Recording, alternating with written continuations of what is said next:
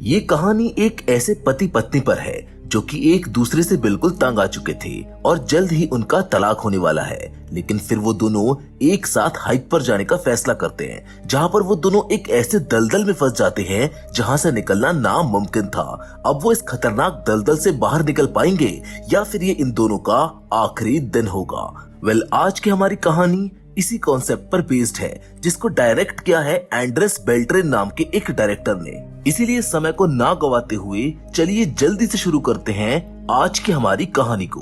Hollywood silver screen presenting quicksand. कहानी की शुरुआत में हमें जोश और सोफिया नाम के एक जोड़े को दिखाया जाता है, जो कि दोनों डॉक्टर्स थे और वो एक कॉन्फ्रेंस के लिए कोलंबिया आए थे। हालांकि इन दोनों को देखकर ऐसा नहीं लगा था जैसे ये दोनों एक दूसरे के साथ ठीक हैं, लेकिन असल में ये दोनों एक दूसरे से परेशान हो चुके हैं और जल्द ही इनका तलाक होने वाला है। अब वो दोनों अपने दोस्त मार्कोस से मिलने जाते हैं, जहाँ मार्कोस को नहीं पता था कि अब इन दोनों के बीच में सब कुछ सही नहीं है। ये दोनों जैसे ही होटल में पहुंचते हैं तो उनको पता चलता है कि मार्कोस ने तो उनके लिए एक ही रूम बुक किया है। रूम में जाते ही वो दोनों फिर से लड़ने लगते हैं और सोफिया गुस्से में रूम से बाहर चली जाती है, जिसके बाद वो तीनों सीधा डिनर पर ही मिलते हैं, जहां मार्कोस को भी जल्द एहसास हो जाता है कि इन दोनों के बीच कुछ तो गड़बड़ जरूर है। फिर आखिरकार जॉश उसको बता ही देता है कि उन दोनों का जल्द ही तलाक होने वाला है, जिसके बाद मार्कोस टॉपिक को चेंज करते हुए उन्हें वहाँ की एक खास हाइक के बारे में बताता है और फिर वो तीनों अगली सुबह वहाँ जाने का फैसला करते हैं। अगली सुबह जोश और सोफिया हाइक पर जाने के लिए बिल्कुल तैयार थे, लेकिन मार्कोस एंड टाइम पर जाने से मना कर देता है कि वो उनके साथ आज नहीं जा पाएगा। मार्कोस के मना करने के बाद भी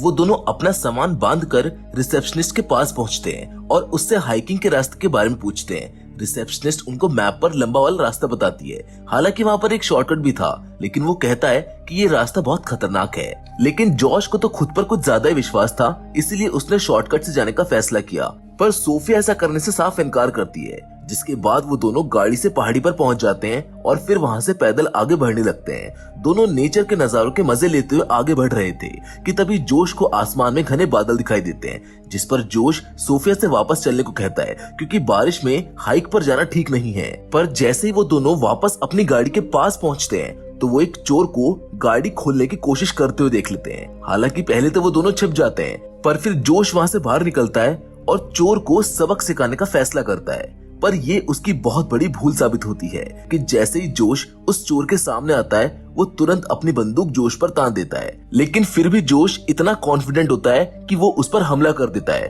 और सोफिया को साथ लेके वापस जंगल की ओर भाग जाता है। लेकिन वो चोर लगातार गोलियां चलाते हुए उनका पीछा करने लगता है। अब थोड़ी दूर भागने के बाद वो दोनों एक जगह पर रुकते हैं, जहाँ सोफिया जोश पर भड़कने लगती है कि तुम्हें वहाँ पर हीरो बनने की क्या जरूरत थी।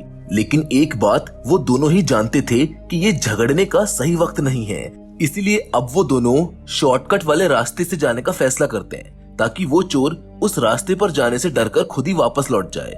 वो दोनों तेजी से भागने लगते हैं, लेकिन जल्द ही एक दूसरे से बिछड़ जाते हैं, जिधर सोफिया भागते हुए गलती से एक कटे हुए पेड़ से टकरा जाती है, जिसकी वजह से उसको चक्कर आने लगते हैं और तभी अचानक वो गिरते पड़ते एक दलदल में गिर जाती है। ये दलदल काफी गहरा था। सोफिया इतनी कोशिश के बाद भी उससे बाहर नहीं निकल पाती। वो मदद के लिए जॉश का नाम चिल्लाने लगती है, जिसके थोड़ी देर बाद जॉश उसको ढूंढ लेता है और उसकी मदद करने की कोशिश करता है। सोफिया उसे अपना हाथ पकड़ाने की कोशिश करती है, लेकिन वो अभी भी काफी दूर थी। फिर जॉश एक टहनी की मदद से सोफिया को बाहर निकालने की कोशिश करता है, लेकिन टहनी कमजोर होने की वजह से टूट जाती है। अब सोफिया डर की वजह से झटपटाने लगी थी और इसी वजह से वो दलदल में और नीचे धंसने लगती है और थोड़ी देर में वो दलदल में पूरी तरह से डूब जाती है, जिसको देखकर जॉश बिना अपनी जान की परवाह किए उसे बचाने के लिए दलदल में कूद जाता है और जैसे तैसे करके उसका सर बाहर निकालता है ताकि वो सांस ले सके। अब जॉश की वजह से सोफिया की जान तो बच गई थी,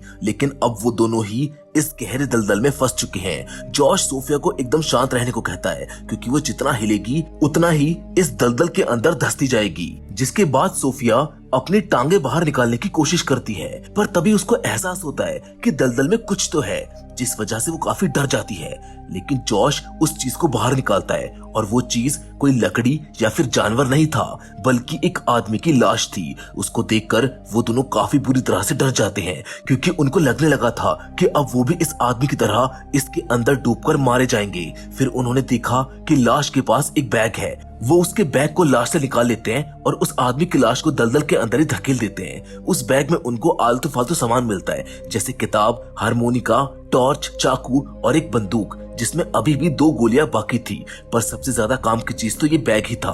अब जोश इस बैग को चाकू से काटकर इसकी रस्सी बनाने में लग जाता है ताकि इस रस्सी के जरिए वो पीछे पड़े पत्थर का सहारा लेकर बाहर निकल सके। उधर होटल में मार्कोस को उन दोनों की चिंता होने लगी थी। न जाने क्यों उसको लग रहा था कि कुछ तो बुरा हुआ है। तभी उसकी नजर होटल में एक आदमी पर पड़ती है जिसके कंधे पर सोफिया का बैग था। दरअसल ये वही चोर है जो जॉश और सोफिया के पीछे पड़ा था। जब मार्कोस उससे बात करता है तो उसकी नजर उसकी शर्ट पर लगे खून के धब्बों पर पड़ती है और वो समझ जाता है कि जरूर इसने जोश और सोफिया के साथ कुछ किया है। मार्कोस गुस्से में उस पर हमला कर देता है और तभी चोर की बंदूक नीचे गिर जाती है। मार्कोस उस पर एक जोरदार वार करता है पर होटल के गार्ड्स आकर जैसे तैसे करके उन दोनों को अलग कर देते हैं। उधर जंगल में सोफिया और जॉश ने बैग को काटकर रस्सी बना ली थी। फिर वो दोनों उस रस्सी को पत्थर में अटकाने की कोशिश करते हैं, लेकिन उनकी सारी उम्मीदों पर पानी फिर गया क्योंकि वो रस्सी छोटी थी। पर तभी उनको आसमान में एक हेलीकॉप्टर दिखाई देता है और उनके अंदर उम्मीद की किरण फिर से जाग जाती है।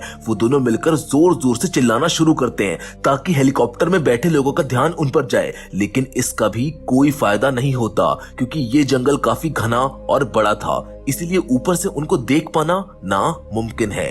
अब आखिरकार जोश हार मान लेता है, लेकिन सोफिया बिल्कुल भी हार मानने के मूड में नहीं थी। वो एक लाइटर के इस्तेमाल से आसपास के एरिया में आग लगाने की कोशिश करती है ताकि हेलीकॉप्टर वालों का ध्यान किसी तरह से तो उनके ऊपर पड़े, मगर उनकी किस्मत इतनी खराब थी कि उनके आसपास की सभी चीज गीली थी, इसीलिए कहीं भी आग ही नहीं लगी। फिर सोफिया गुस्से में रस्सी को ही आग लगाने लगती है, लेकिन जॉश उसको तुरंत ही रोक देता है क्योंकि अगर रस्सी भी जल गई और हेलीकॉप्टर वालों का ध्यान भी उन पर नहीं पड़ा तो उनकी बाहर निकलने की एकमात्र उम्मीद भी खत्म हो जाएगी। इतने में वो हेलीकॉप्टर भी वहां से चला जाता है और वो दोनों अब फिर से शांत हो जाते हैं। और थोड़ी देर बाद सोफिया जोश से कहती है कि हम अपनी जैकेट को काट कर भी तो रस्सी बना सकते हैं, जिस पर जोश उससे कहता है कि इतनी ठंड में बिना जैकेट के तो हम वैसे ही जमकर मारे जाएंगे। जोश को अभी भी उम्मीद थी कि शायद मार्कोस उनको बचाने आएगा, लेकिन अब सोफिया हार मान चुकी थी। तभी अचानक सोफिया को महसूस होता है कि किसी कीड़े या जानवर ने उसकी पीठ पर काट लिया है और वो घबराने लगती है।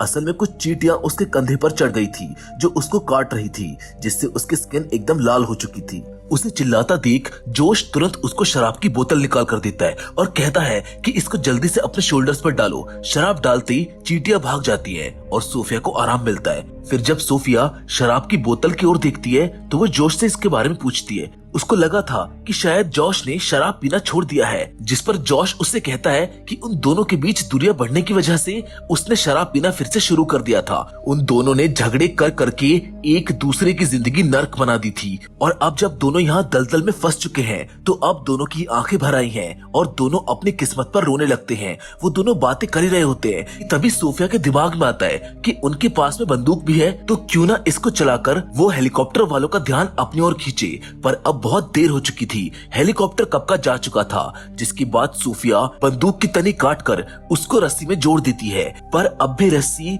जितनी उनको चाहिए थी उतनी लंबी नहीं हुई थी। इसी बीच अचानक जॉश के पीछे एक जहरीला सांप आ जाता है। जॉश बिना हिले डुले वहीं खड़ा रहता है ताकि सांप आगे निकल जाए, लेकिन धीरे धीरे वो जॉश के बहुत करीब आ जाता है। अब जॉश सोफिया से सांप को गोली मारने को कहता है, लेकिन जब तक सोफिया दलदल से अपना हाथ निकालकर गोली चला पाती है तब तक वो जहरीला सांप जॉश को डस लेता है और वहां से वापस चला जाता है। सोफिया बिना समय गवाए उसकी बाजू पर कसकर रस्सी बांध देती है, मगर जल्द ही उस सांप का जहर अपना असर दिखाना शुरू कर देता है और जॉश के शरीर में बहुत ज्यादा दर्द होने लगता है। वहीं दूसरी ओर मार्कोस और उस चोर को पुलिस ने जेल में बंद कर दिया था। मार्कोस ने चोर को अपनी गाड़ी का लालच देकर पूछा कि उसने जॉश और सोफिया के साथ क्या किया। तब चोर उसको बताता है कि उसने उन दोनों को नहीं मारा, लेकिन जिस रास्ते पर वो गए हैं वहां से कोई नहीं आता। ये सब सुनकर मार्कोस चिल्लाने लगता है कि उसे अपने दोस्तों को बचाने जाना है, उनकी जान खतरे में है, लेकिन पुलिस वाले उसकी एक नहीं सुनते। वहीं अब जॉश के शरीर में जहर फैलता जा रहा था और उसकी गर्दन पर खून की गांठ बन गई थी। अब जॉश ने भी अपने बचने की उम्मीद छोड़ ही दी थी, पर सोफिया अपने पति को ऐसे कैसे मरने दे सकती थी। वो फौरन चाकू उठाती है और उसकी गर्दन पर गांठ को काट देती है ताकि जॉश को हार्ट अटैक ना आए। इस दर्दनाक इलाज के बाद जॉश दर्द से बेहोश हो जाता है और जल्दी सोफिया भी थक कर सो जाती है। फिर 1 घंटे बाद उन दोनों को होश आता है, जहां जॉश को अब काफी बेहतर लग रहा था, लेकिन अब भी वो खतरे से बाहर नहीं निकला था।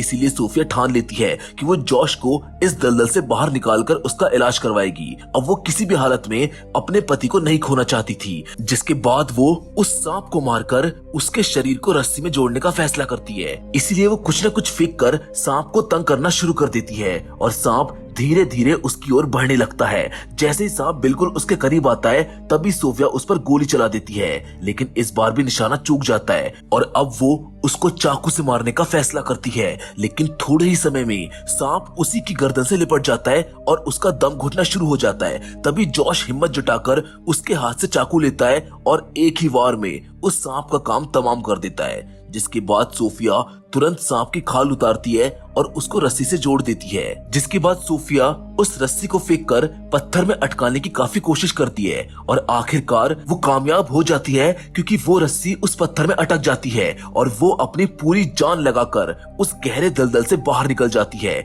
बाहर निकलते ही वो जोश को निकालने की कोशिश करती है, लेकिन जहर उसके शरीर में पूरी तरह से फैल चुका था, जिस वजह से उसका शरीर अकड़ गया था और उसके अंदर अब इतनी भी ताकत नहीं बची थी कि वो अपना हाथ सोफिया को पकड़ा सके। अब सोफिया के पास और कोई रास्ता नहीं था, इसीलिए वो गिरती पड़ती आगे बढ़ती है ताकि वो किसी की मदद लेकर जॉश को उस दलदल से बाहर निकाल पाए। लेकिन कुछ ही देर में रात हो जाती है और सोफिया कैसे न कैसे करके आखिरकार सड़क तक पहुंच जाती है। और उसी वक्त अचानक मार्कोस भी एम्बुलेंस को लेकर उसी जंगल में फौजियों को लेकर आ जाता है। वो तुरंत सोफिया को संभालते हैं और जॉश की तलाश में निकल जाते हैं। सोफिया बेहोशी की हालत में भी सिर्फ जॉश के बारे में ही सोचती है, इसीलिए वो तुरंत जॉश की तलाश में जंगल में चले जाते हैं। सोफिया भी बेसब्री से अब अपने पति का इंतजार कर रही थी।